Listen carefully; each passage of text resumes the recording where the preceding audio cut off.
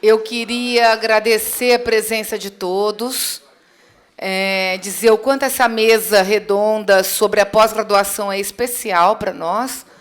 Ela surgiu de uma discussão que tivemos junto com o professor Lúcio Gomes Machado, numa banca de doutorado de dupla titulação da Mariana Rolim.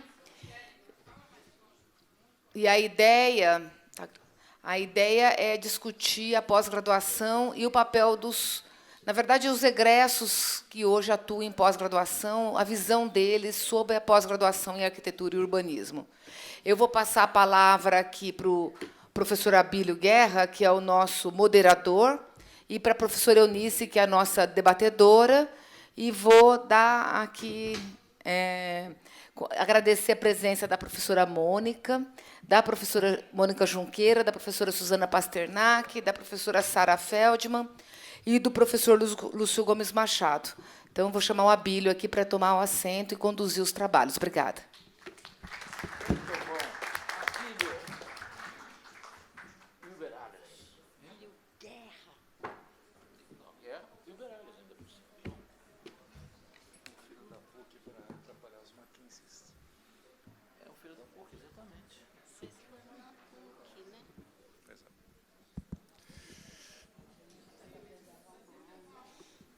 Isso mudou um pouco.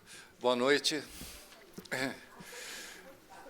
Bem, o tema geral seria conversar um pouquinho de pós-graduação, mas o ponto comum que nós temos, além de ser o pessoal que fica falando em paralelo, é que são formados aqui, são egressos da nossa escola, né? Fizeram a graduação na arquitetura. Mas as áreas de especialização são um pouco distintas, né? O que fica um pouco difícil a gente articular uma conversa unificadora. Então, vai ser uma conversa mais dispersiva mesmo. Eu conversei aqui com as minhas colegas, com a Eunice, com a Angélica, e a primeira colocação que eu pediria para todos eles, ao invés de eu ficar fazendo aquelas, né, a gente faz uma pequena sinopse biográfica de cada um e a gente sempre erra, né? Então seria melhor que cada um se apresentasse um pouco, falasse a sua passagem pelo Mackenzie, não precisa dizer a data.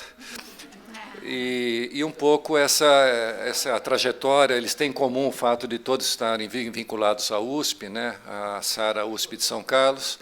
Então, um pouco essa trajetória, passando aqui pelo Mackenzie, a formação, uma coisa assim rápida, né? Uns 5, 10 minutos, para depois a gente ter uma segunda rodada de conversa. Então, eu começo aqui pela Suzana, que está do meu ladinho. Eu sou mais velha. Acho que é melhor aquele. Tá ligado? Tá, né? Olha, eu não me incomodo a mim em dizer idade, eu me formei em 66, 66. Acho que eu sou mais velha aqui presente. Quando eu entrei aqui no Mackenzie, quer falar isso? História? Quando eu entrei aqui no Mackenzie, a minha intenção primordial era trabalhar em projeto. Mas eu trabalhei em projeto só durante a escola. Depois eu comecei a guinar, não quer dizer que vocês têm que guinar também, estou dizendo o meu perfil profissional. Eu guinei, eu fui para a França, lá eu fiz a École Pratique de Hautes Études, o Instituto de Urbanismo. Eu me encantei muito por demografia, de um professor excelente de demografia. E, casualmente, na França, meus 4 colegas brasileiros eram da Faculdade de Saúde Pública do Rio de Janeiro. A gente tinha discussões bastante grandes sobre o mundo subdesenvolvido, e daí eu me convenci, e isso me convenci até hoje, eu não vou negar, continuo convencida, que um problema, naquela época mais ainda, anos 70, né, mas que um problema muito grande nosso, do Brasil, era basicamente saúde pública e saneamento básico. E, com isso, chegando de volta ao Brasil, e, casualmente, demografia estava na Faculdade de Saúde Pública, da USP. Então, chegando ao Brasil, eu fui para a saúde pública. Daí, me formei como sanitarista e como demógrafa.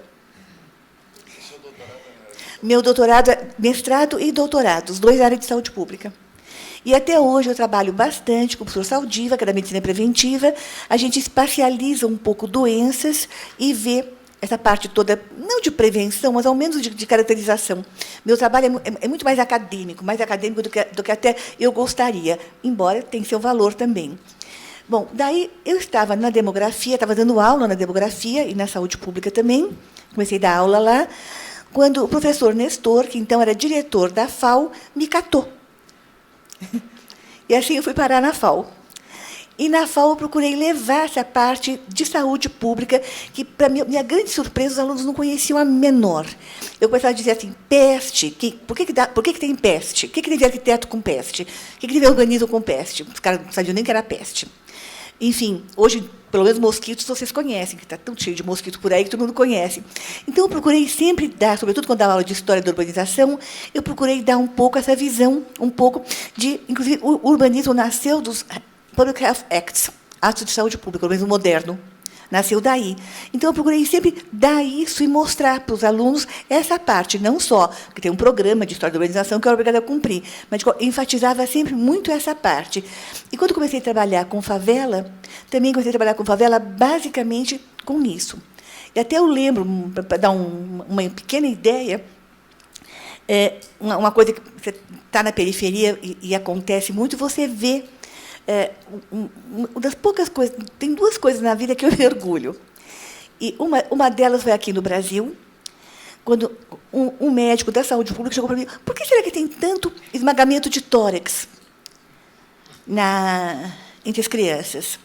Daí eu fui dar uma olhada no esmagamento de tórax. O esmagamento de tórax existia porque as crianças, o tanque era apoiado, o tanque estava cheio, as crianças pequenas encostavam no tanque e o tanque caía no tórax. Quer dizer, isso foi resolvido com 2 parafusos. Ponto. E o outro, que eu também... Aí já não foi no Brasil, já foi no Senegal, quando eu trabalhei na África. No Senegal, a meningite era endêmica. Não era epidêmica, não era como aqui, era endêmica. E meningite realmente está muito ligada a contágio por via oral. Então, o que a gente fez? A casa senegalesca era uma casa desse tipo, uma coisinha assim, parece um forninho. Um projeto do Lefebvre. Assim. E, com isso, não tinha ventilação. Então, a gente abriu ventilação cruzada. A prevalência caiu 80%. Quer dizer, é das poucas coisas que eu me orgulho na vida de ter feito. Depois não adiantou nada, porque, quando entrava a poeira do deserto, fecharam as janelas e acabou voltando tudo como era antes. Mas, durante um certo tempo, pelo menos, a prevalência caiu. Então, essa ligação toda de habitação e saúde, do urbano e saúde, é uma parte bonita do trabalho, e que vocês, em geral, não têm. Em geral, a gente não dá muita atenção a isso. Mas isso não quer dizer que não seja importante. É importante. E foi para isso que eu me dediquei bastante. Ok?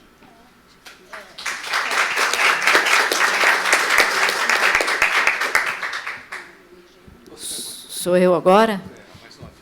Bem, primeiro eu quero agradecer o convite por estar nessa mesa, agradecer a Angélica, a Eunice, a Bílio. É uma alegria, para mim essa casa sempre vai ser a minha casa. E eu me formei aqui em 1977, como também a Suzana, imaginei trabalhar com projeto, trabalhava nos escritórios, trabalhei na central de projetos, e aconteceu um grande concurso público, naquela época, que foi em 1978, assim que eu me formei, que era um concurso que abriu assim uma quantidade muito grande de vagas, eram 149 vagas, fazia muito tempo que não havia concurso para a prefeitura, e, basicamente, a ideia do concurso era para efetivar aqueles que já estavam, mas a natureza do concurso, que foi feito pela Fundação Carlos Chagas, na época que fazia o vestibular, ela pegou o que era o currículo de arquitetura e, enfim, e fez lá o concurso. Naturalmente, quem entrou foram os recém-formados, porque quem poderia responder... Hoje, se me perguntar qual é o traço do concreto, talvez eu nem saiba mais, mas, enfim, para responder aquela variedade toda que era perguntado, das 149 vagas, eu acho que tinha, sei lá, 110 recém-formados, entre elas eu, né? E foi muito curioso, porque eles fizeram um sistema, acho que, randômico, tinha vaga para tudo. Regionais, na época, no regionais, Simpla, tinha para... enfim, todas as áreas. E, por um sistema randômico, eu caí na área de patrimônio histórico, né?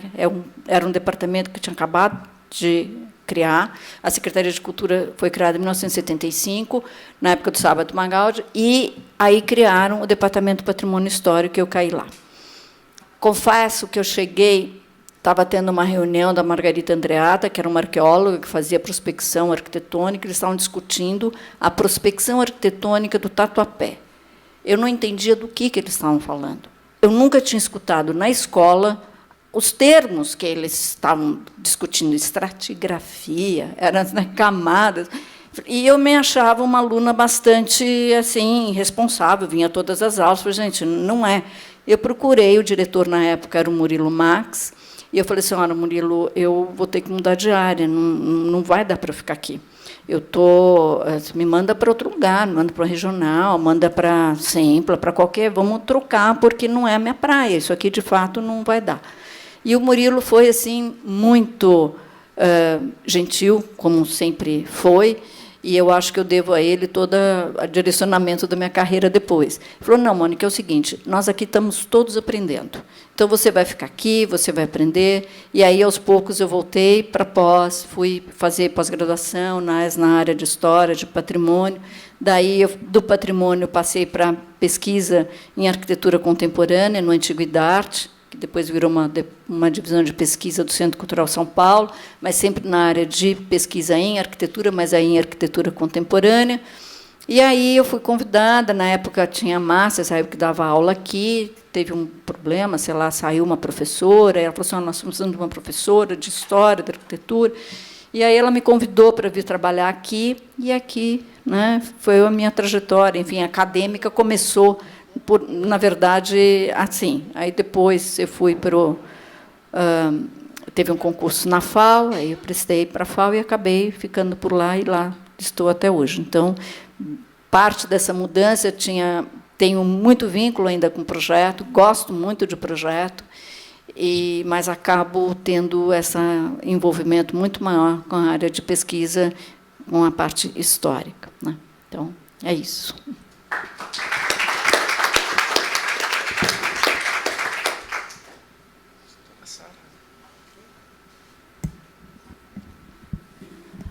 Bom, eu também quero agradecer o convite, quero dar os parabéns, né, pelos 70 anos, né, do curso, é isso? 70 anos da faculdade. 70 anos da faculdade e 100 anos do curso. Bom, eu entrei no Mackenzie em 1967, então eu me dei conta que fazem 50 anos que eu entrei no Mackenzie e me formei em 1971. E eu fui fazer arquitetura porque eu desenhava. Eu gostava de desenhar, e naquela época não tinha curso de artes plásticas, né? Era um lugar para onde convergiam, né? Quem gostava de desenhar, quem gostava de fotografar e outras vertentes. E quando eu entrei no Mackenzie, eu entrei em 67 e foi até 69 o Cândia foi diretor, e ele trouxe ele renovou o corpo docente naquela época, trazendo vários professores da arte, do campo das artes plásticas. Tanto é que o primeiro ano tinha uma disciplina que associava arquitetos de projeto, era o Paulo Bastos, o Israel Sankowski e o Birajara Ribeiro e o Maurício Nogueira Lima. E essa disciplina do primeiro ano, que era uma proposta integrada, para mim foi muito importante, e era uma perspectiva que associava arquitetura com artes plásticas, eu me encantei muito.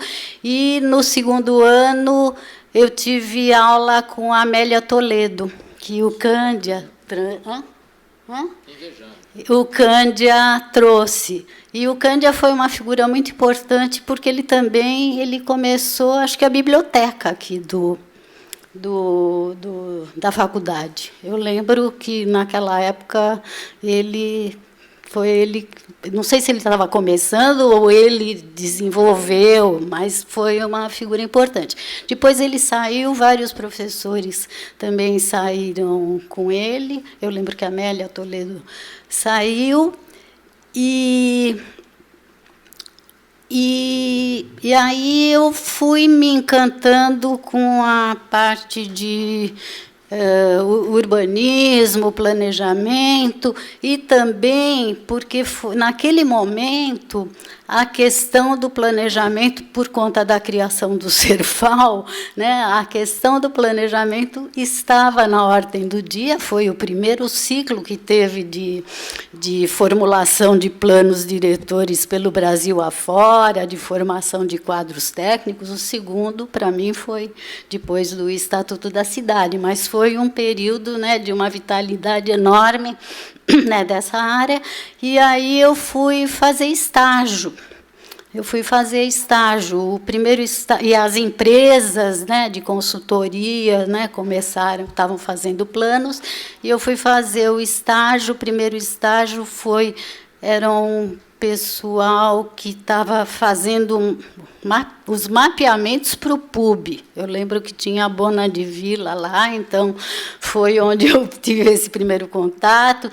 Depois eu fui fazer um estágio na Sociplan, que era uma pequena empresa de consultoria, que era do Sérgio Mota, na época, e o Prata, que dava aula na FAO, o José Expedito de Prata. Eu fiz uma seleção, eu fui trabalhar com ele, e nisso daí eu fui me encantando com a área de planejamento. E aí depois, né, alguns anos depois, eu fui trabalhar na então COGEP, num momento também muito interessante, que quando o Cândido Malta Campos era o secretário, a Nádia estava lá e várias outras pessoas, né, no nosso grupo.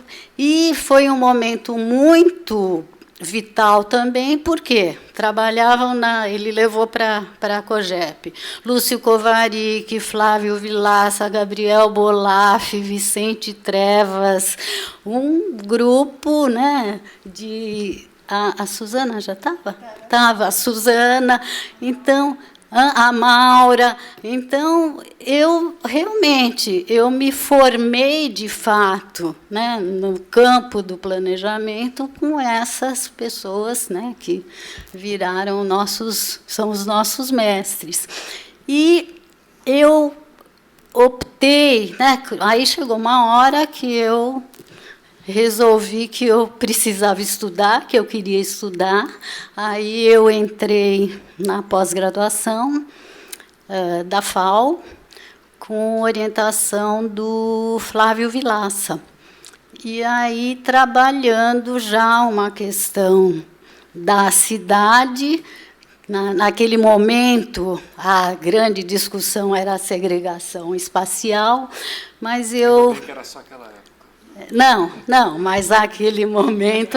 Não, mas aí eu decidi que eu queria trabalhar a questão da segregação para além da questão estritamente econômica e estudar outros aspectos. E foi nessa que eu decidi estudar os territórios de prostituição em São Paulo. E mais do ponto de vista, né, do território, do espaço. A Suzana foi da minha banca de qualificação, que me ajudou muito. Ela leu meus trabalhos programados, me deu o retorno dos trabalhos programados. Foi maravilhoso, porque a gente entregava os trabalhos programados, né, tinha uma avaliação e... era isso. Aí a Suzana, eu lembro que me telefonou, né? Não tinha e-mail. Ela me ligou dizendo que tinha lido meus trabalhos, que tinha gostado, que tinha algumas sugestões e que ela, né, para eu procurar uma coisa assim. Foi assim maravilhoso. Bom, e quando aí eu fui dar aula, dei um pouco de aula. Não, primeiro, né, me falaram que para dar aula tinha que ter experiência. Aí eu dei 6 meses de aula lá na UMEC, em Mogi. Aí depois eu fui para Belas Artes, que foi o momento que a Belas Artes implodiu. Dei um pouco de aula em Santos, aí eu li uma matéria sobre o curso de São Carlos e eu gostei da proposta do curso, porque não tinha uma sequência específica de urbanismo, mas tinha uma sequência de teoria e história, e a questão do urbanismo entrava na sequência de projeto, né? Então, tinha uma questão de trabalhar, uma abordagem de trabalhar a escala urbana. E aí eu fiz o concurso, entrei, a gente ainda entrava sendo... Nem tinha acabado o mestrado, eu estava acabando o mestrado quando eu entrei, e aí foi, de fato, uma construção daquele curso, né, que a gente fez, e ali eu acabei o mestrado, aí fiz o doutorado na FAO, e aí enveredei para a área de História da Cidade e do Urbanismo. E o fato de eu ter trabalhado em planejamento por muito tempo, eu acho que foi muito bom para eu pensar as minhas questões de pesquisa. Eu acho que as minhas questões de pesquisa têm muito a ver com essa prática que eu tive. Então, eu acho que se eu não tivesse tido essa prática, eu estaria pesquisando outras coisas. Mas isso, resumidamente? Resumidamente. Tá.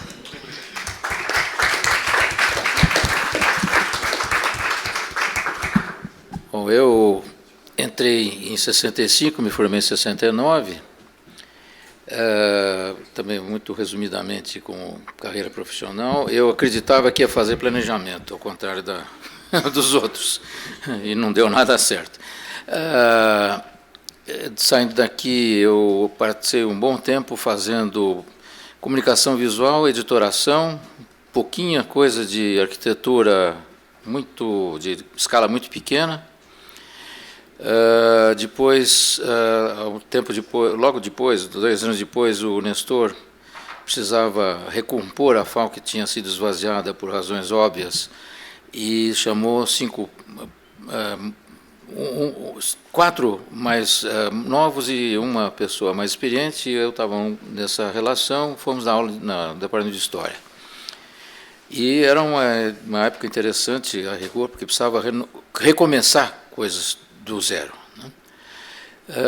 Entre outras coisas, a gente introduziu também alguma disciplina sobre comunicação visual na graduação da FAO, na área de História, que não tinha. E, um pouco depois, o Nestor, como diretor, me convidou para ir cuidar do, assim dito, laboratório de programação gráfica, que era começar uma gráfica que pudesse editar livros, além de fazer um apoio didático às disciplinas de comunicação visual.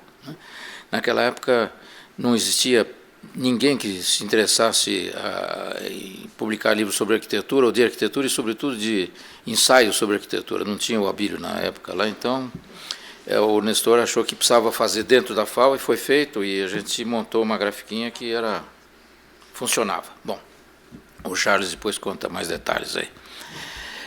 E também houve uma coisa interessante, que mesmo a área que não era de apoio didático, ela acabou servindo como formação para uma geração de comunicadores visuais. Foi muito interessante. O Oz, por exemplo, é dessa época, o Luiz G, que dá aula no design, não sei se dá aula para vocês também, bom, outros aí menos contados. Depois disso, eu fui para uma superintendência na Implaza, em que eu cuidava de comunicação, lato sensu, editoração e patrimônio cultural da metrópole. A gente fez algumas experiências interessantes que hoje não dá tempo de contar. Mas foi muito enriquecedor conhecer a metrópole na prática mesmo, de bater pé por aí, né?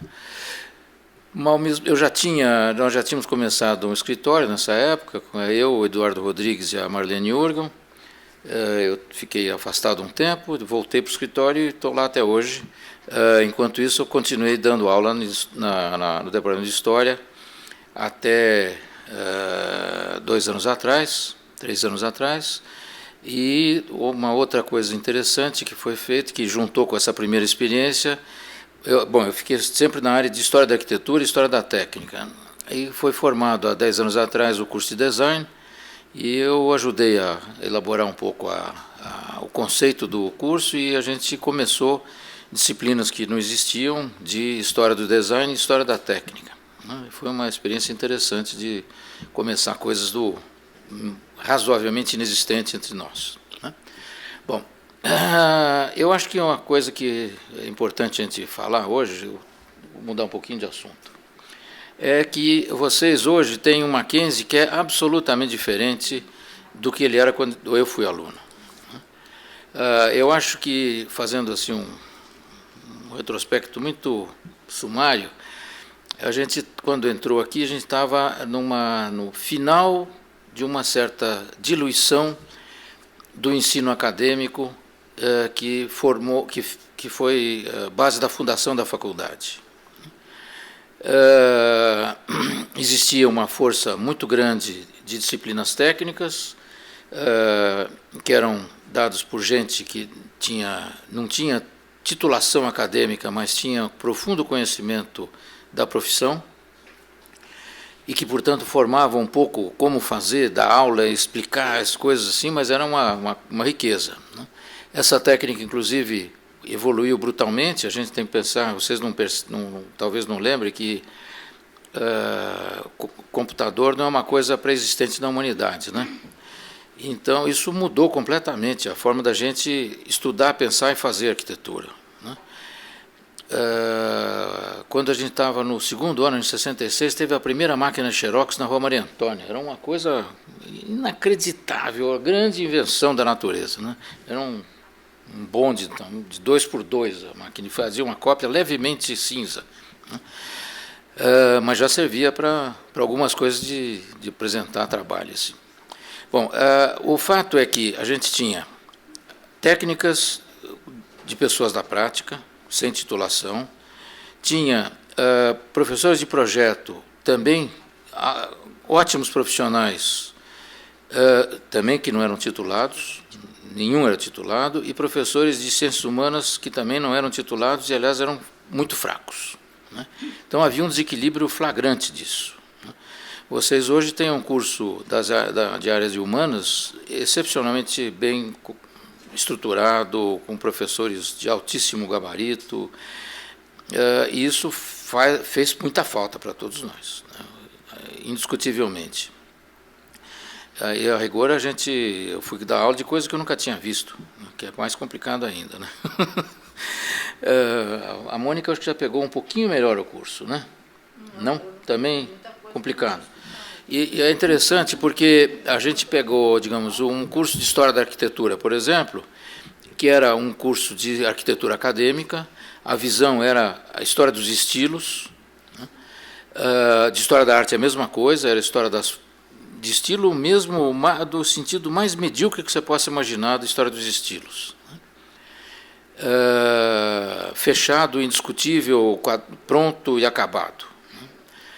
Tinha, em compensação, coisas da área de artes muito interessantes. Hoje a gente acha muito interessante, não achava tanto nessa época. Então você tinha curso de desenho, bom, razoável, acadêmico, mas bom.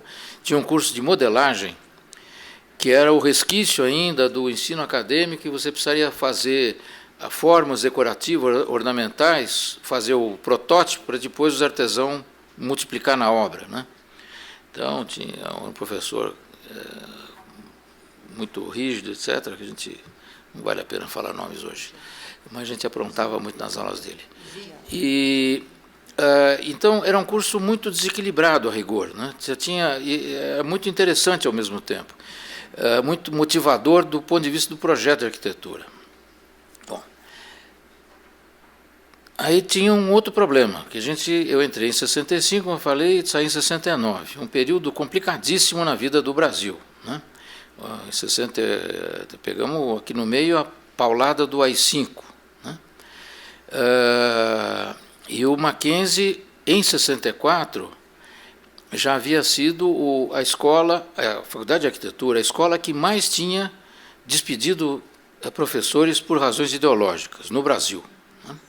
Então, quando essa turma que a Sara falou do primeiro ano, Israel, Paulo, Marício e o Birajara Mota Lima Ribeiro, era já uma turma que tinha entrado no lugar desses que tinham sido mandados embora. E uns critérios muito loucos, porque não tinha muita diferença entre quem saiu e quem entrou, né? Mas o fato é que aconteceu.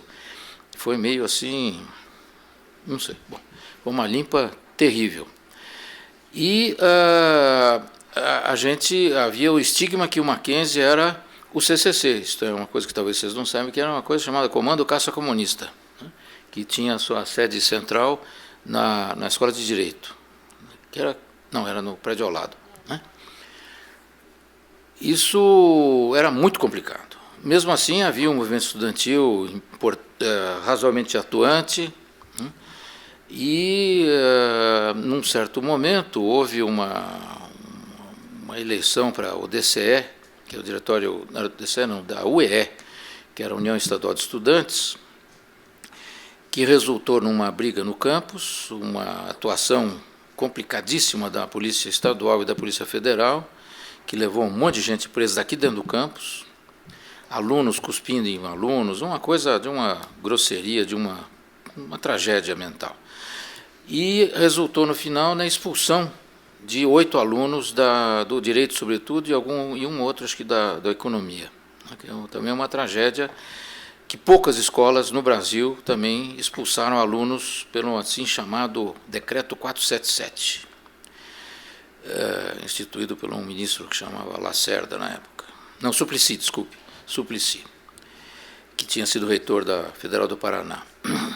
Isso fazia com que o clima era muito complicado e acabou terminando na guerra do Mackenzie com a filosofia, né? E era uma coisa tão difícil de ser manejada, né, que a mesma reitora Esther de Figueiredo Ferraz, que expulsou esses 8 alunos, foi quem pegou os laboratórios do Mackenzie para fazer bomba molotov para jogar na filosofia. Então era um clima difícil, né? No mínimo difícil. Claro que também é uma forma de aprendizado de sobrevivência na selva. O fato é que eu felizmente não fui preso, e consegui sobreviver. E existe um estudo que fez o retrato desse tempo no Mackenzie, de um cidadão que era do Mackenzie, do direito, que o nome evidentemente falhou agora, mas depois eu acho. Bom, isso é uma coisa complicada aqui no Mackenzie, mas eu acho importante, como o assunto é pós-graduação. Por quê? A faculdade, no começo, foi formada por um sujeito de altíssima qualidade profissional, que é o Cristiano Stocker das Neves, mas que, ao mesmo tempo, era um militante e convicto anticomunista. Ele chamava, inclusive, a arquitetura moderna de arquitetura bolchevista, o que ele estava perfeitamente correto, mas só que ele queria que as pessoas fossem presas porque faziam arquitetura bolchevista, o que aí não estava muito correto, né? Então, tem uma coisa complicada na origem, né? Depois, nessa década de 60, tem essas... Claro que eu fiz um relato brevíssimo disso, mas é um saldo negativo complicado. Quando a faculdade se reformula, eu acho que a gestão do Carlos Alonso foi fundamental nessa remontagem da escola. Coincidiu, foi quando a gente estava fazendo a Bienal de Arquitetura, e o Mackenzie ganhou o primeiro prêmio de escolas, foi um momento muito feliz, né? E a reitoria reconheceu que os alunos aqui não eram só meio esquisitos, mas tinham um conteúdo, né? Então acho que houve uma empatia importante entre a administração do Mackenzie e a faculdade. Ela teve um ânimo de florescimento importante. Ao mesmo tempo, foi quando se começou a fazer ensaios de pós-graduação aqui, né, um pouco depois, o que também foi muito importante. Mas aí a gente tem que pensar em dois aspectos. Primeiro, o Mackenzie, isso é a opinião de quem está de fora, apesar de ser uma vez mackenzista, sempre mackenzista, como diz o hino, eu acho que o Mackenzie desperdiça, e a Faculdade de Arquitetura desperdiça, como todas as faculdades de arquitetura no Brasil atualmente, o conteúdo técnico do aprendizado profissional. E aí que está o nosso problema fundamental. Sabe? Fazer estudos com lápis 6H ou com SketchUp para grandes conjuntos, todo mundo acaba aprendendo mal ou bem na faculdade. Mas transformar uma ideia em construção está em falta. Né? Mas falta total. Né? Quer dizer, e é o grande filão, para quem está querendo se formar, é o grande filão de empregabilidade no mercado de trabalho, é isso. Né? É a grande dificuldade até de ensinar no estágio quem não sabe isso, porque faltam conceitos básicos, às vezes, inacreditáveis nas pessoas. Então, uma ideia que eu podia trazer para vocês era de que a faculdade podia retomar essa questão da junção da técnica com o projeto, e a história também, porque não dá para dissociar, a história da técnica, a história da arquitetura também, para reciclar profissionais para essa atividade, do construir, né? Com cabeça de arquiteto, claro. Seja com cursos de especialização, de extensão, não necessariamente precisa ser o curso tradicional de pós-graduação, stricto sensu, poderia ser também mestrados profissionalizantes ou coisa parecida, porque o Mackenzie tem uma tradição nisso, ele tem uma credibilidade enorme no mercado de saber construir. A faculdade de engenharia fica a poucos metros, né? Professores atuais, ex-professores, certamente terão interesse em retomar esse tipo de coisa, esse tipo de conhecimento. Então, o que eu podia falar para vocês de um que passou por aqui um tempão atrás para hoje, e de uma tentativa de contribuição para o Mackenzie seria isso.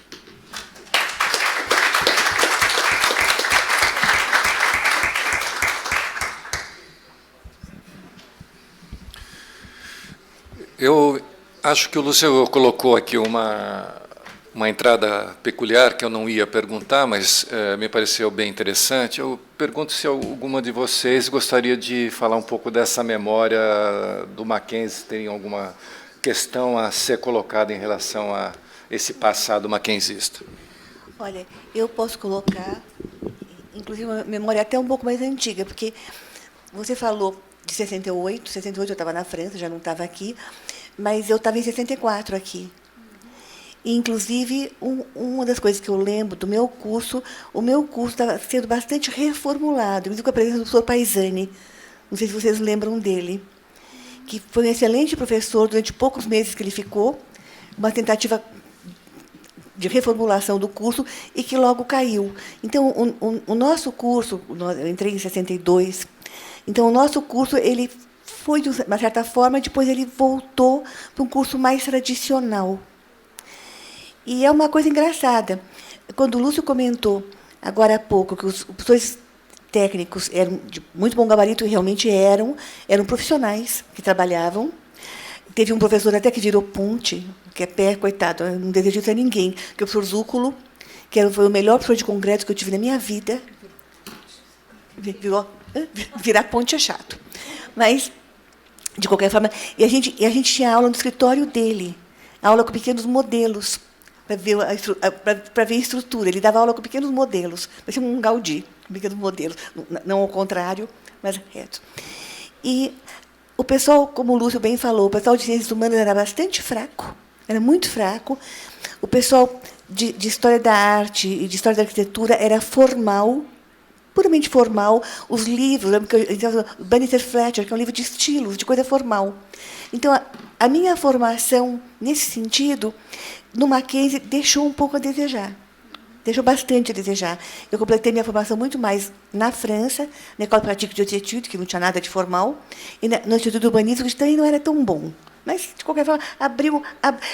Às vezes, a impressão que eu tinha quando saí do Mackenzie que eram portas fechadas. Na França, as portas se abriram. Isso é chato de falar da minha formação. E, ao mesmo tempo, tinha um ambiente agradável, no sentido de troca intelectual entre os alunos, que foi bastante cerceado em 64, pelo medo. Então, o medo era uma coisa forte aqui dentro. E isso é muito desagradável de falar, mas existiu. Na Revolução houve um corte e houve medo. Em relação ao que o Lúcio falou da presença da igreja, realmente, na nossa época, a Universidade Mackenzie, a presbiteriana, veio depois. De outro lado, eu não sei até que ponto, aqui na faculdade, a igreja presbiteriana tem algum sentido. Não deve ter. Acho que o nosso Estado é laico, ciência é uma coisa, atividade profissional é uma coisa, religião é outra. Se quer ter estudo de teologia, pode ter.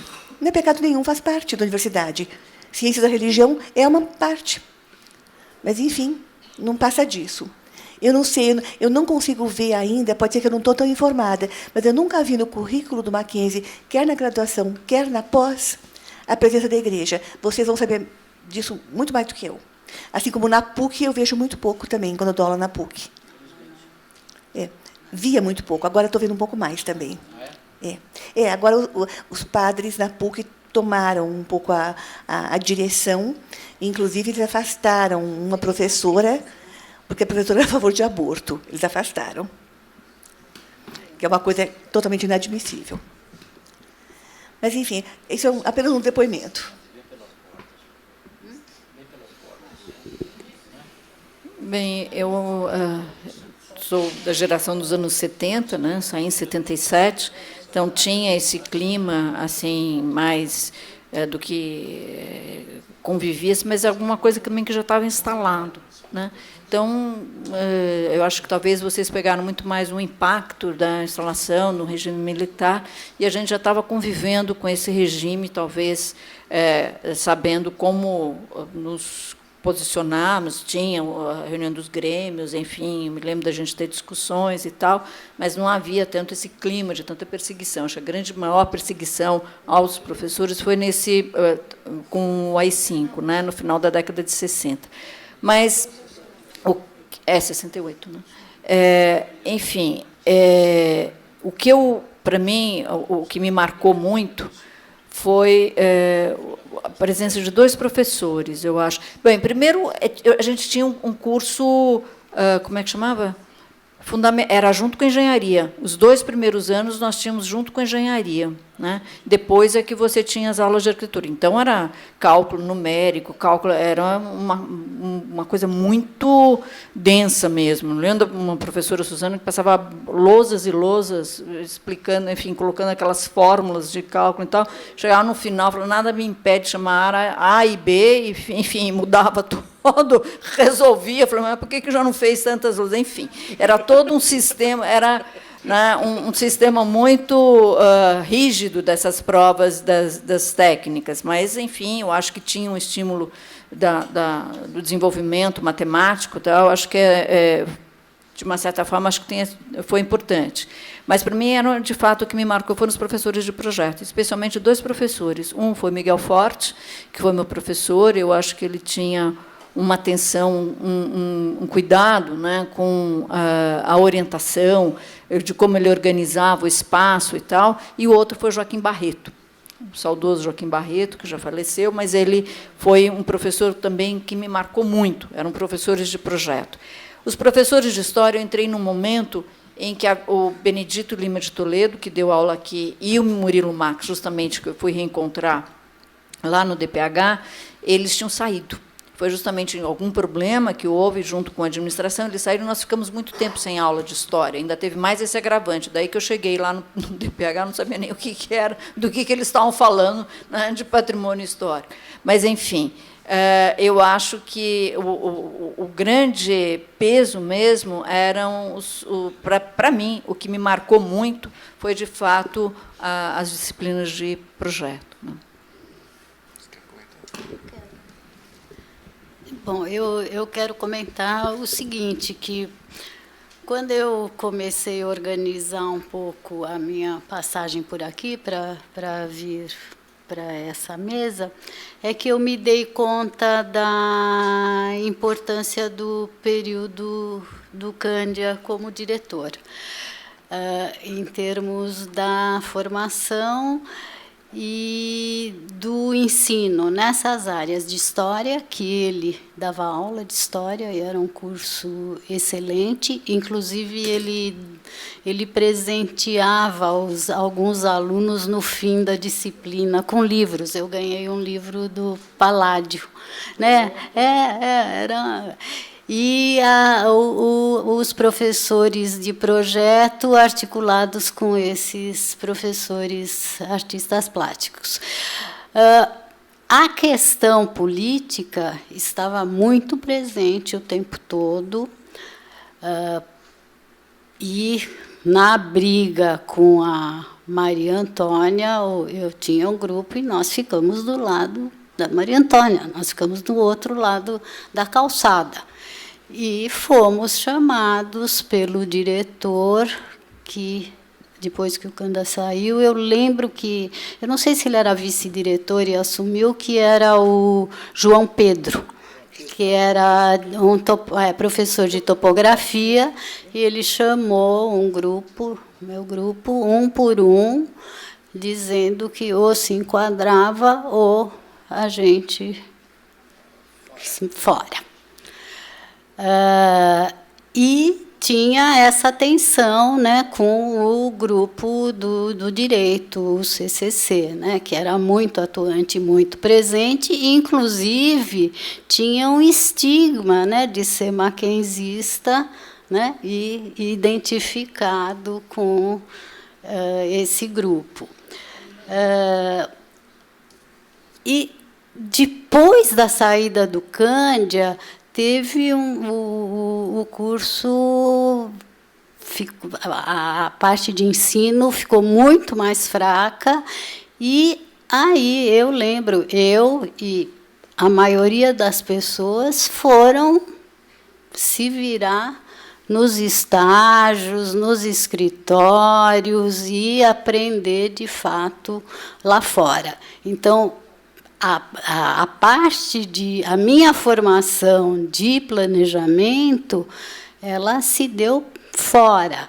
Tanto é que, quando eu decidi ir estudar, né, para fazer o mestrado, para mim foi muito difícil, nos primeiros tempos do mestrado, acompanhar, né? Eu percebi que a minha formação era muito frágil em relação aos alunos do mestrado que tinham saído da FAO. E eu tive que fazer um esforço enorme. Eu estudei feito uma louca. Realmente, eu estudei feito uma louca para ter essa base teórica, conceitual. Foi um esforço enorme por um buraco, realmente, que tinha na formação. E que foi muito, né? Eu acho que alguém estava falando aqui para o Lúcio, alguém tem que estudar esse período do Cândia aí no Mackenzie, porque eu me dei conta, na verdade, hoje, que toda a minha memória positiva de formação da minha passagem aqui, de repente eu vi e falei, nossa, foi exatamente no período do Cândia. E teve até uma outra experiência muito interessante, que foi em 69, no concurso de projetos de estudantes de arquitetura. Nós fizemos o tema era projeto de uma faculdade. E aí nós fizemos um grupo e convidamos o Rodrigo Lefebvre para nos orientar, e chegamos num projeto que chamava Universidade com C. E o projeto, escolhemos uma cidade, era Araçatuba, não sei por que chegou em Araçatuba, mas o estudo era uma universidade que se sobrepunha à cidade construída, e nós fomos escolhidos para para representar o Mackenzie. Então, teve um momento muito produtivo, sempre a questão política permeando, e o nosso grupo bastante aguerrido, e éramos, né, tinha que se unir realmente, né, naquele momento, mas teve uma inflexão mesmo no ensino, né, e eu não sabia por que o Cândia tinha saído, o Lúcio parece que sabe, e quem assumiu depois era realmente foi o João Pedro, que era um topógrafo, e linha dura mesmo. Mas, então, é isso. Deixa eu falar uma coisa. A Sara não falou, mas eu vou falar. Para vocês terem ideia de como o mundo era diferente, nessa época, as moças do colegial não podiam frequentar o pátio da universidade. Tinha uma senhora chamada Miss Clare, que tomava conta das moças para elas não serem desencaminhadas pelos rapazes da engenharia. Hã? Você estava nessa época? Então, a Nádia, por exemplo, não poderia usar nem sandália, porque o dedo aparente excitava os rapazes. E não podia usar calça comprida também. Hã? Bota não sabia. Nem bota. Pois é, então, para a gente ver como o mundo era bem diferente aqui. Não podia, tinha que usar saia. E tinha uma coisa que a gente, quem era estudante da arquitetura no Mackenzie, porque a FAO estava aqui ao lado, a gente tinha a carteirinha da biblioteca da FAO, que era fantástico, era fantástico, justamente porque ainda não estava a biblioteca aqui. Além da FAO, estava a FEFELESH, né, a Faculdade de Filosofia aqui na Maria Antônia, a Faculdade de Economia na Doutor Villanova, o SESC tinha recém sido inaugurado, então era era o nosso quartier Latam aí, né?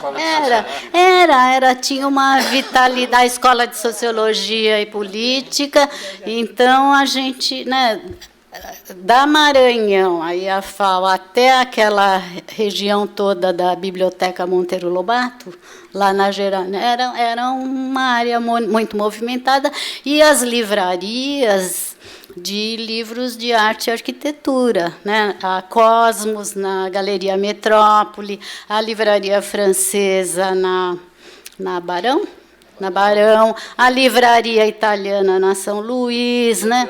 E a Pioneira aqui na frente. Então, tinha uma... E o João Sebastião Bara. Então, ela falou da biblioteca. A biblioteca existia, ficava numa casinha aqui no meio do pátio, no meio do jardim, e quando eu entrei, eu fui lá ver a biblioteca, e tinha uma senhora pintando as unhas, assim, falando para uma outra, olha, essas férias foi ótimo, nós jogamos fora tudo quanto é revista fora.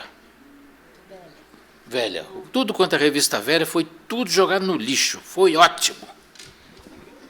Não precisa continuar, né? Eu sei dessa história. Usaram um critério que os periódicos e livros que não tinham sido emprestados nos últimos 10 anos foram jogados fora, foram desfeitos, né? Praticamente jogado fora. E é verdade, isso que eu já fui verificar, é verdade essa história. Olha, eu vou fazer mais uma rodadazinha, depois eu vou abrir, porque está muito, pelo menos para mim, está maravilhoso. Eu tenho identificado aqui em outras escolas, né, principalmente no âmbito da pós-graduação, um enorme grau de endogenia, né? A gente tem essas verificações todas de produtividade. E eu tenho aqui o prazer de ter 4 pessoas que têm uma relação muito intensa com a sociedade. por vários mecanismos. Então, aquilo que se aprende dentro da universidade, vocês têm esses vasos comunicantes, né, e com atuações diversas. A Sara já fez consultoria, não sei se faz de planos, né, o Lúcio com atividades como Bienal, foi curador de 2 bienais de arquitetura, a Mônica com diversos livros. Você, eu conheço menos o seu trabalho, né? Mas eu vi também essa atuação que você já relatou um pouquinho em relação à habitação, etc. Então, eu gostaria que vocês fizessem só um pequeno aporte assim, dessa questão de como a gente sai do nosso mundo intelectual mais abstrato, com conceitos e teorias, e a gente vai fazer alguma coisa lá fora, né? Você pode começar, Sara. Bom, quando eu fui para São Carlos, é a situação mais radical de dedicação exclusiva, né? Porque, sim, primeiro que era fora de São Paulo, e segundo que o curso, né? Um curso que foi formado com como é uma cidade que não tinha, agora até tem, né, oferta de emprego, né, para os alunos também, e pouco estágio, então é uma escola que se constituiu muito com pesquisa, né, inclusive 98% dos professores em dedicação exclusiva e um número enorme de alunos da graduação com iniciação científica, né, que aí foram para os cursos foram para entraram no mestrado, né, tem esse percurso bastante particular de São Carlos.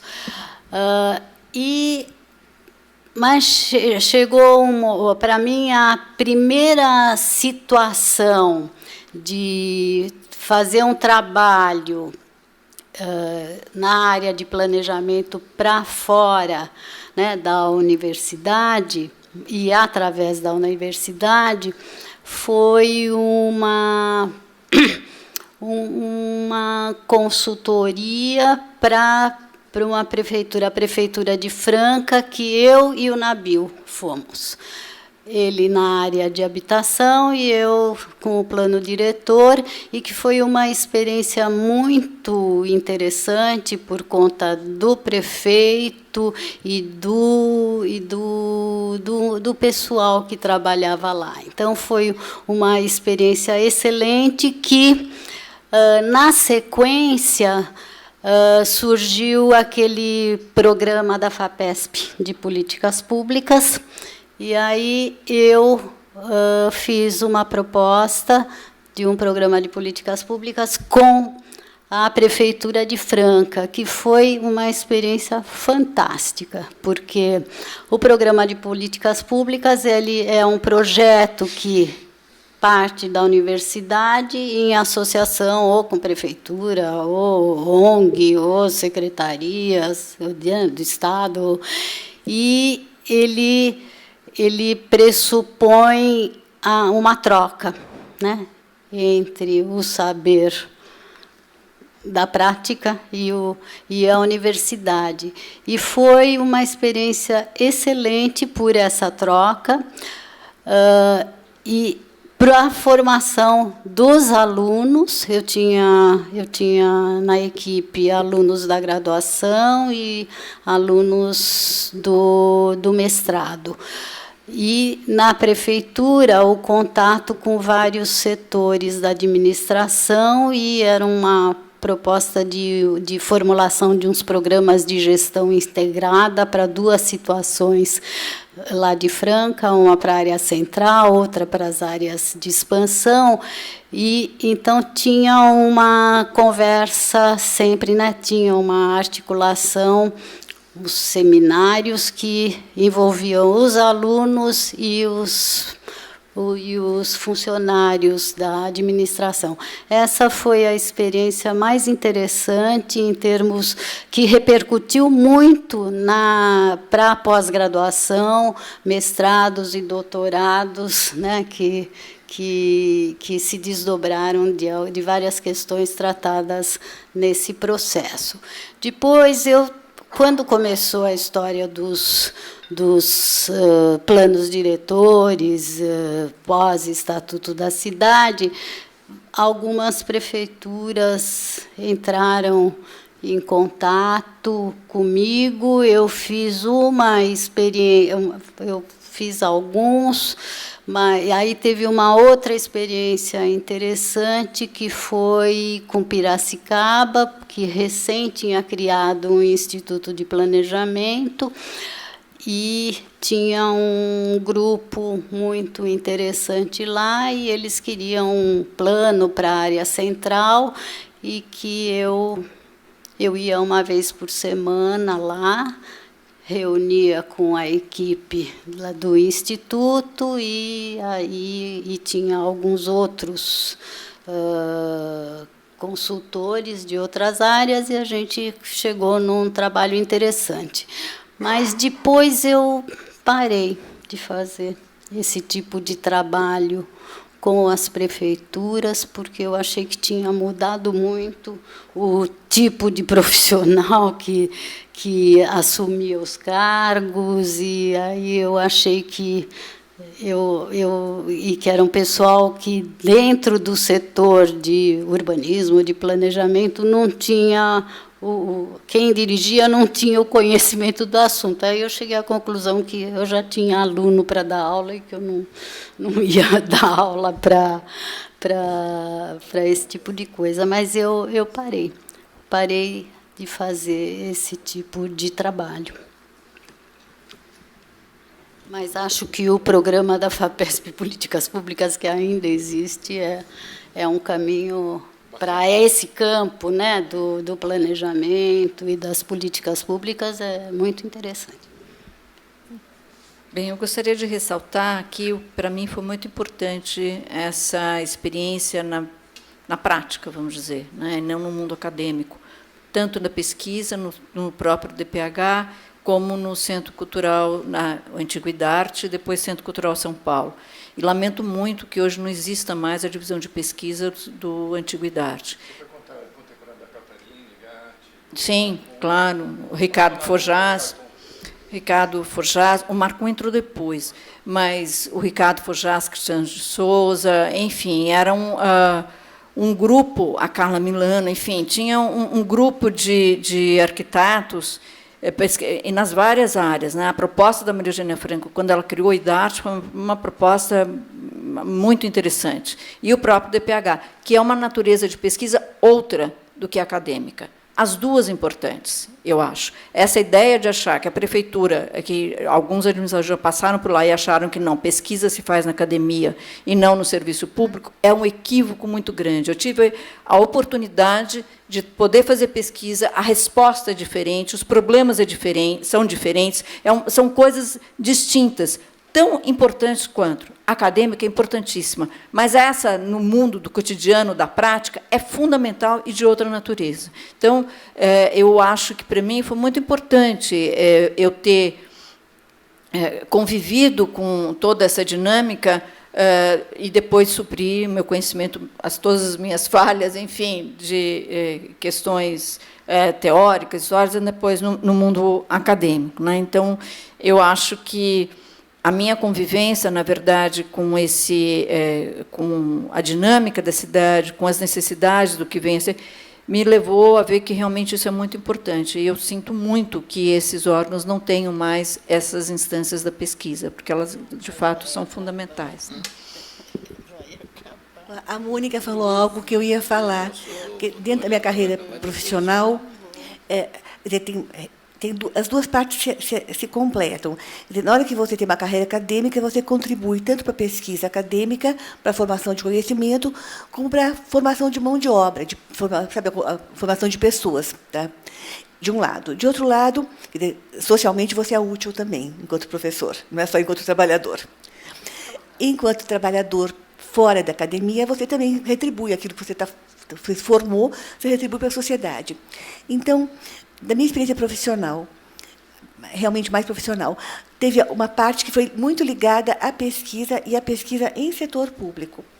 Eu trabalhei na SEBS, era Secretaria do Bem-Estar Social, então eu montei o primeiro cadastro de favela do município de São Paulo. Eu montei o primeiro, montei o segundo, montei os dois.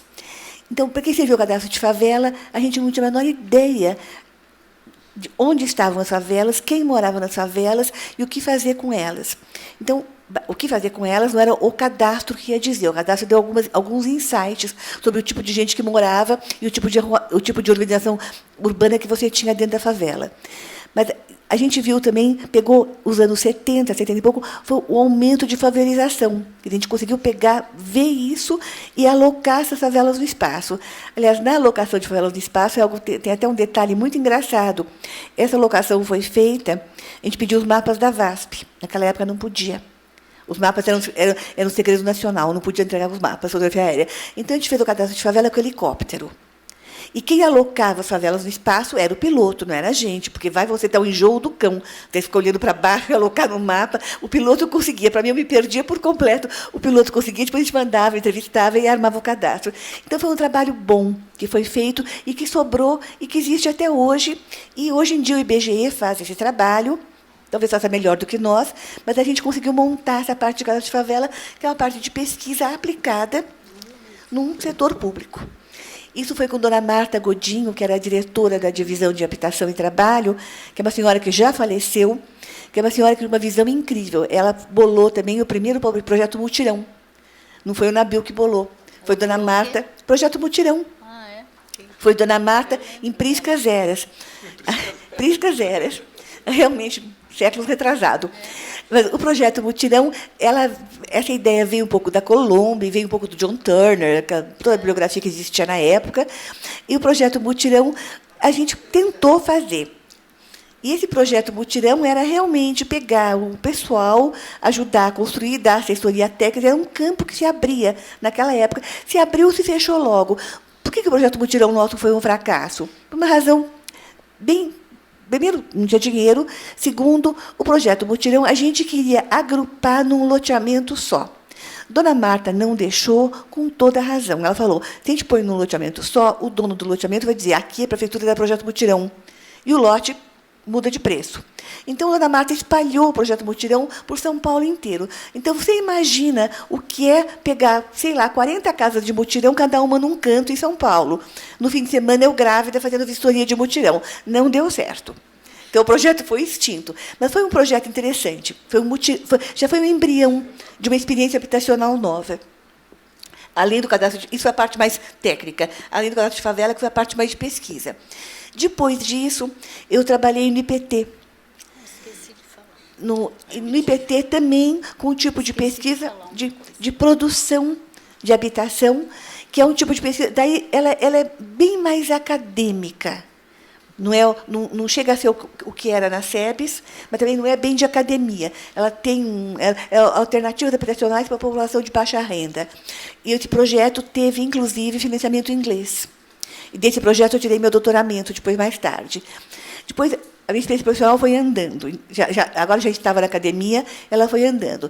Daí eu trabalhei, como a Sara lembrou, com o professor Cândido Malta Campos, da então COGEP, mas na parte já de demografia. A vantagem de ter o doutorado em demografia e saúde pública é que eu lido bastante bem com números, com a parte quantitativa. E eu sou das poucas arquitetas que entende um número, não entende só desenho. Olha uma tabela e enxerga. Então, isso me abriu um campo profissional muito grande. Não precisa ser o de vocês. Isso aqui é o meu específico.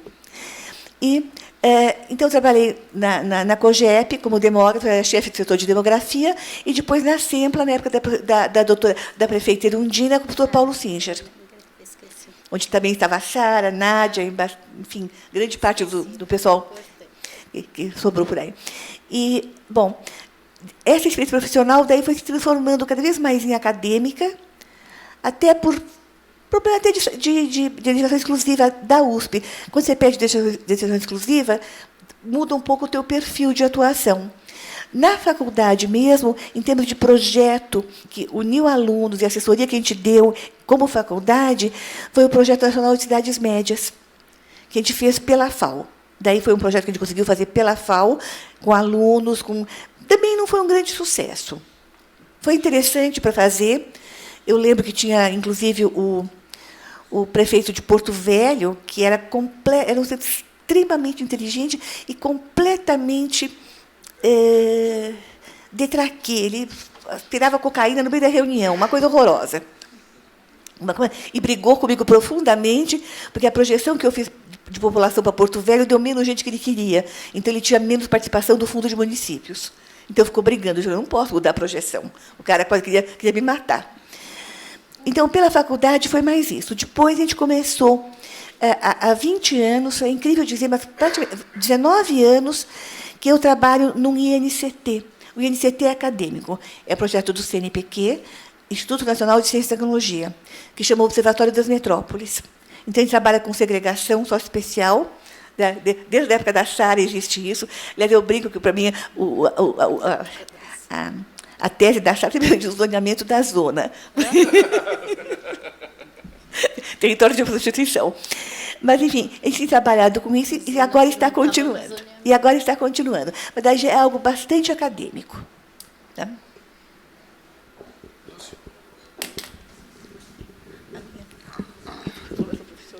Antes de entrar nessa questão específica, eu estava aqui matutando uma coisa interessante. Vendo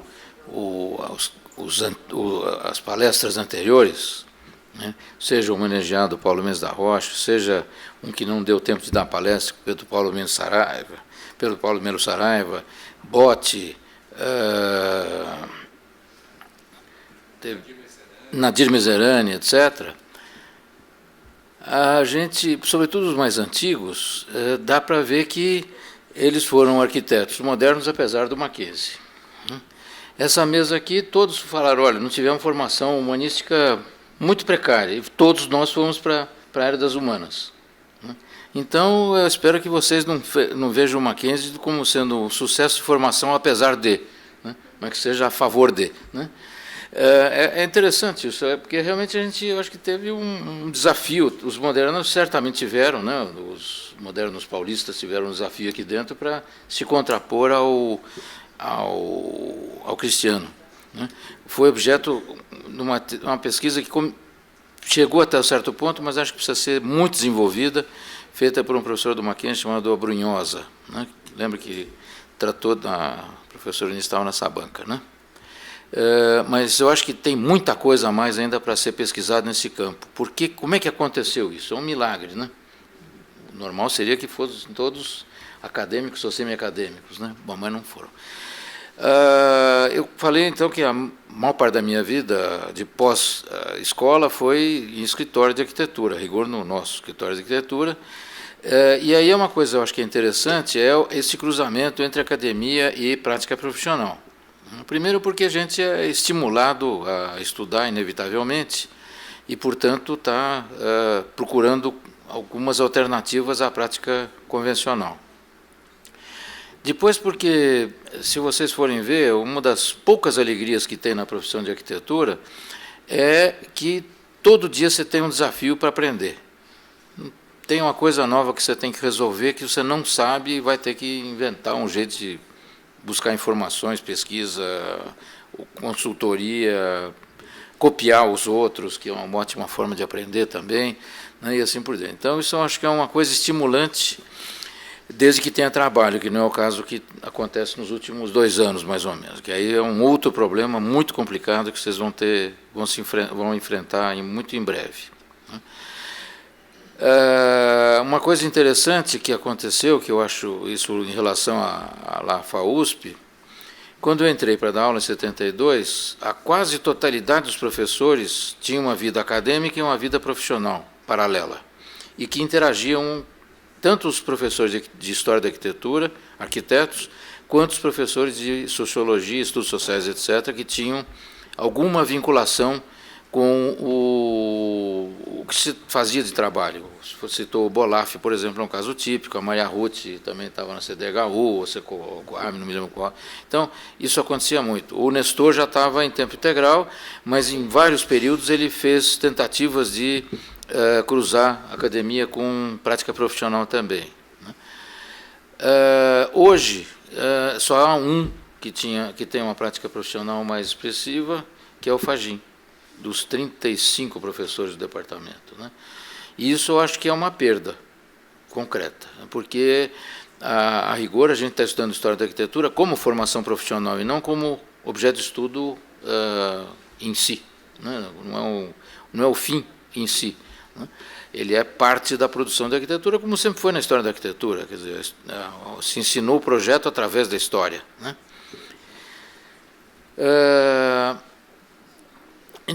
O outro lado, que eu acho que é um pouco diferente dos meus colegas de mesa aqui, é que eu, desde que estava aqui na escola, sempre participei do movimento estudantil. Depois, saindo daqui, fui para a IAB, depois fui para o sindicato, depois fui para a CREA, hoje estou no CAL. Quer dizer, eu tenho uma presença nas entidades de representação ou de promoção ou de estudo ou de defesa da profissão, que foi também, eu acho que foi muito importante para a minha própria formação, e eu acho que foi uma contribuição, ainda que a gente tenha sucessivas derrotas, algumas poucas vitórias, acho que vale a pena. E eu incentivo muito vocês a fazer a mesma coisa. Eu acho que é importantíssimo a gente fortalecer as várias entidades que nós temos. Né? Isso porque, voltando ao nosso período da Revolução Redentora de 31 de março, houve algumas vitórias do período militar. Um deles é a descrença na democracia. Se forem ver hoje, nos últimos 20 anos, houve uma decadência brutal das entidades profissionais, como de todas as entidades associativas, seja clube de esquina, condomínio, entidade profissional, sindicato, etc. Houve um declínio progressivo da associação e da crença que aquilo pode ser algo de positivo para a sociedade.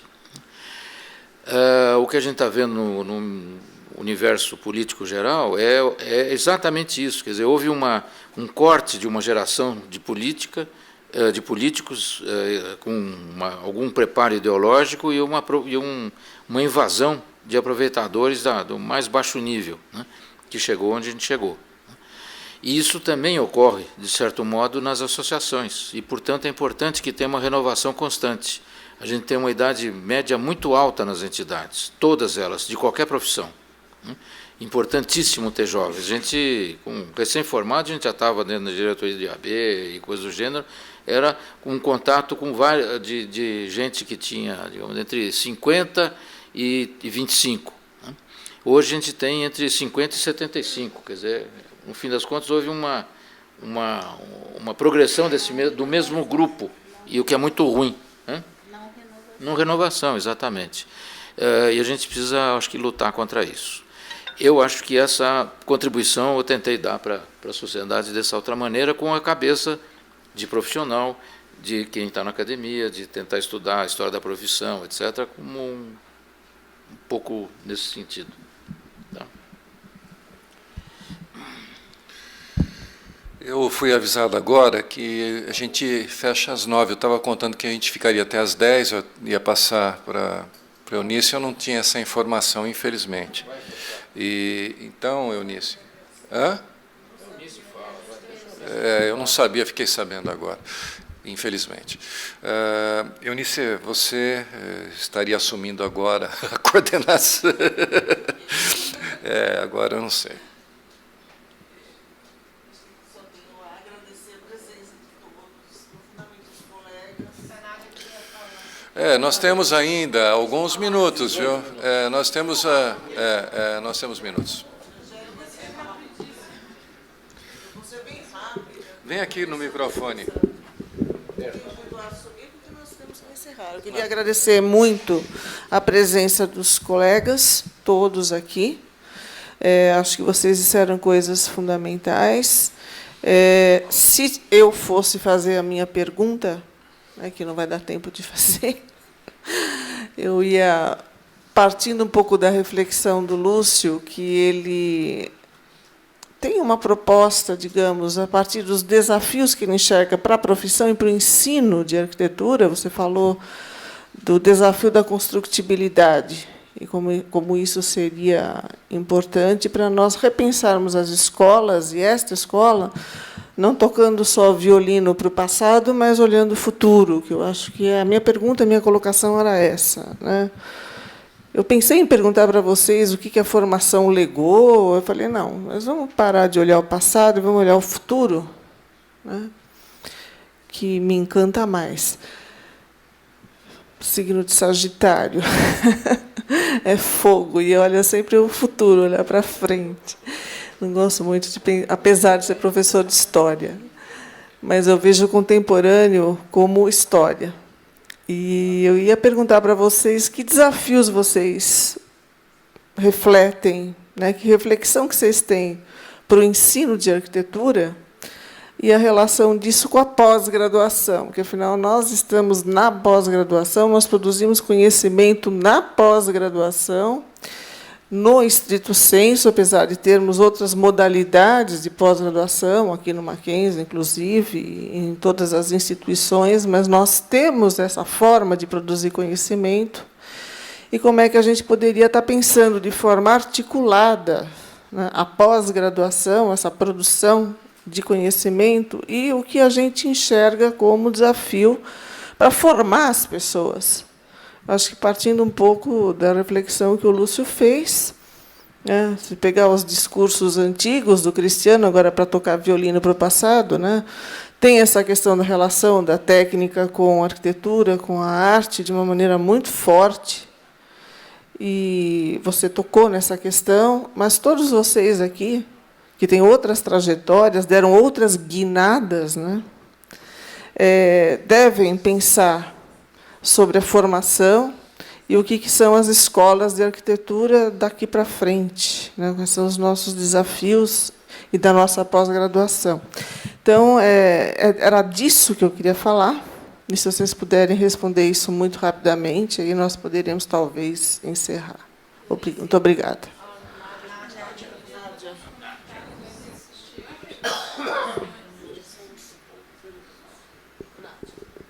Só uns 4, 5 comentários rápidos. Em primeiro lugar, o que foi, Caldana? Em primeiro lugar, agradecer essa riqueza de informações que, embora sendo amiga da maioria aqui, eu não conhecia, então foi muito bom, quero agradecer. Mas queria fazer alguns comentários e ouvir com muita atenção o que vocês falaram. Primeiro comentário tem a ver com isso que a Eunice falou, mas em todas as falas a gente vê que a formação universitária foi alguma base importante para vocês se constituírem enquanto profissionais. Então, não houve uma formação específica. Então, na fala de todo mundo, acho que esse é meu primeiro comentário. E aí eu traria assim uma reflexão, que não vai dar para fazer hoje, mas hoje a gente está discutindo o projeto pedagógico, essa questão de como é que a gente pode deixar a constituição da subjetividade profissional ser livre na nossa escola. Eu acho que isso que vocês trouxeram tinha na época que vocês fizeram. Esse é o primeiro comentário. Segundo comentário, fiquei um pouco ofendida de você falar da incipiência da nossa pós-graduação, Lúcio, porque isso foi nos... Você falou. Gravado. Porque isso foi nos anos 90, desde 2000, nós temos um curso de mestrado estruturado, desde 2006. Nós temos um doutorado. Ah, eu entendi mal, então, porque eu ofendi. Entendeu mal, sim. Separou no Carlão, tem eu, Caldana e Angélica depois, de diretores. Teve uma mesa de diretores. Não. Não, então, e eu acho que um comentário em cima da sua fala, eu acho que a pós-graduação é justamente a reflexão sobre o que a gente valoriza, que é o projeto. Eu acho que a Constituição... Você ajudou a formar, a Sara ajudou, a Suzana ajudou no doutorado também. Aí eu acho que nossos alunos, quando tinham emprego, quando eu era diretora, tinha 84% de empregabilidade. Então, projeto eles aprendem aqui. Então, a gente valoriza. Eu acho que eu entendi mal, mas eu achei que você falou que a gente não valoriza. A gente valoriza e muito a questão do projeto. E um penúltimo comentário a respeito da pesquisa nos órgãos públicos. Eu também acho que a gente fez muita pesquisa nos órgãos públicos, tinha um grupo de pesquisa do BOLAF, fizemos várias pesquisas na Zona Leste de patrimônio, e o projeto da sociedade com os órgãos públicos é de desmantelar. No DPH, que eu acabei de sair agora, tinha 60 pessoas que faziam pesquisa, agora não tem mais, tem 18 técnicos. Por isso que a gente fez convênio com universidades, com 9 escolas, desde a FEFELESH até a Escola da Cidade, passando pelo Meia Mackenzie, FAAP, porque não tem, está desmantelado. Então, essa questão da pesquisa é super importante. E, para finalizar, meu último comentário, eu acho que eu queria entender por que os alunos não militam mais na arquitetura. Estava discutindo soprei no Charles, deve ser por causa do ativismo em rede social, que a gente não tem mais a presença do IAB. Eu estou desde 2008 no IAB, você lembra bem, né, Lúcio? Por a briga que deu, e o Guedes me botou na chapa dele, porque eu falei, eu só entro se a gente conseguir montar um grupo de patrimônio, naquela época, e trazer aluno. Não conseguimos trazer aluno. Agora, o presidente do IAB tem 31 anos, então isso nos dá uma alegria. Não só o presidente, como nós temos vários jovens na atual administração, diversos. Realmente não dá para todo mundo falar, mas eu não sei, você falou pouco, Mônica. Eu gostaria que você respondesse um pouco a Eunice, por favor. Então, bom, muito obrigada. Eu acho que eu vejo essa questão da pesquisa e da relação com a prática fundamental. Eu acho que vou tentar ser muito rápida, mas se a gente pensar, a nossa pós-graduação, como pós-graduação, não aqui do Mackenzie, ou mesmo da FAO, na arquitetura, é uma coisa muito recente, é um campo em construção. E eu acho que a contribuição do Mackenzie pode ser fundamental, sobretudo na área de projeto, que é o que se propõe, enfim, isso de criar metodologias, ferramentas, instrumentos próprios, né, na área de projeto, que nós não temos, né? E eu acho que isso falta. Eu vejo que eu sou banca muito e gosto muito, porque, como eu disse, eu gosto de projeto. Quando eu vou às bancas de projeto, na área de projeto, eu vejo um modelo, às vezes, muito equivocado, ainda pautado na história, né, como se fosse a mesma... E não é. O projeto pode ter uma autonomia, ter uma pesquisa própria, e eu acho que, nesse sentido, o Mackenzie tem muito a contribuir. A própria FAO tem também. Só para lembrar para vocês, que tão recente o projeto da FAO, do Artigas, não tem lugar para pós-graduação. Não existe. A pós-graduação não passava, não era uma premissa quando se reorganizou. Bom, pois é, porque todos os professores deveriam estar na prática, e era para dar em sala de aula. Se você estava na FAO, é para estar na sala de aula, e não é para fazer pesquisa, enfim. Porque a pesquisa, não é que não era para fazer pesquisa, a pesquisa se fazia na prática. Isso é muito importante. Essa ideia de que, já dizia o Argan, como vai descrever o Gropius, que é difícil separar o que é reflexão teórica, o que é propositivo, o que não é. Ou seja, a gente construir um campo dentro da arquitetura com uma linguagem própria, se as ciências sociais, as ciências, biológicas, o campo é o laboratório, é essa investigação de laboratório, para as ciências exatas são as fórmulas, N fórmulas que eles têm, nós temos que ter uma.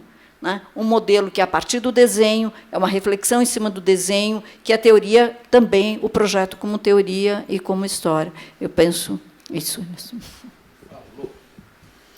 Você queria falar alguma coisa, Angélica?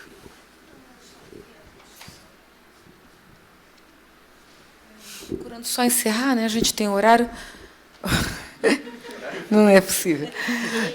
Primeiro, eu queria agradecer, né, a mesa. Eu acho que essa retrospectiva histórica do que foi a trajetória de vocês, não só de vocês, a gente vem fazendo uma série de mesas e procurando compreender essa formação que, ora, se defronta com o ensino tradicional e, ora, esse embate entre o moderno e o ensino tradicional, mas, como são fragmentos, né, a gente vê que, para todos nós, mesmo eu que não estudei aqui, nós sempre temos fragmentos da nossa passagem pela nossa escola, mas eu acho que a gente tem que, na verdade, perceber que esses fragmentos, num determinado momento, quer dizer, a gente entra muito cedo na faculdade, né? Todos nós somos muito novos e a vida profissional faz com que a gente se forme, muitas vezes, para o outro percurso.